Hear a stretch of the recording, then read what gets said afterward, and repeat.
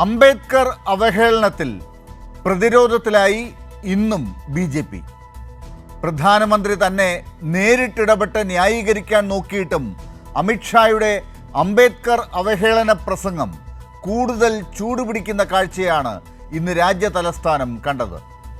പാർലമെന്റിന്റെ ശീതകാല സമ്മേളനത്തിന്റെ അവസാന ദിവസം രാജ്യം ഭരിക്കുന്ന പാർട്ടിക്ക് ഇന്ത്യ മുന്നണി എന്ന പ്രതിപക്ഷ നിരയ്ക്ക് മുന്നിൽ തല കുനിച്ചു നിൽക്കേണ്ടി വന്നത് വലിയ തിരിച്ചടിയായിരിക്കുകയാണ്.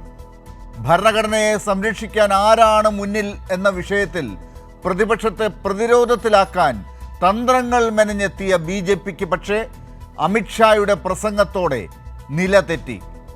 മതേതരത്വവും ഫെഡറലിസവും ഉയർത്തിപ്പിടിക്കുന്ന രാജ്യത്തിൻ്റെ അഭിമാനമായ ഭരണഘടനയുടെ ശില്പി ഭീമറാവ് റാംജി അംബേദ്കറെ ദൈവമായി കാണുന്ന രാജ്യത്തോട് അംബേദ്കർ അംബേദ്കർ എന്ന് പറയാതെ ദൈവത്തിൻ്റെ പേര് പറയാൻ പറഞ്ഞതിന് അമിത്ഷായും നരേന്ദ്രമോദിയും ബി.ജെ.പി. പരിവാരവും രാജ്യത്തോട് മാപ്പ് പറയണ്ടേ?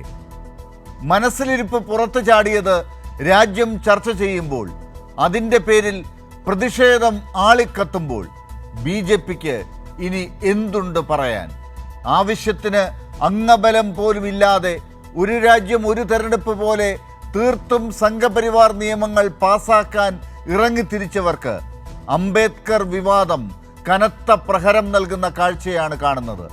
നാനാത്വത്തിൽ ഏകത്വം പഠിപ്പിച്ച് ഇന്ത്യയെ മതരാഷ്ട്രമാക്കാതെ ഫെഡറൽ മൂല്യങ്ങൾക്ക് അടിവരയിട്ട ഭരണഘടന നമുക്ക് തന്ന അംബേദ്കറാണ് യഥാർത്ഥ ദൈവം എന്ന് ആരാണ് ഇവരെ പറഞ്ഞു മനസ്സിലാക്കുക?